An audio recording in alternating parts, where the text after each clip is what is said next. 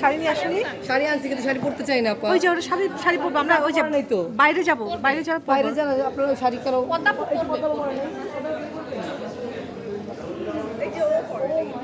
না ও শাড়ি নিয়ে এসছে, তোমরা পড়ছো না দেখে ও বলছে যে ওরা তো পড়ছে না কেন।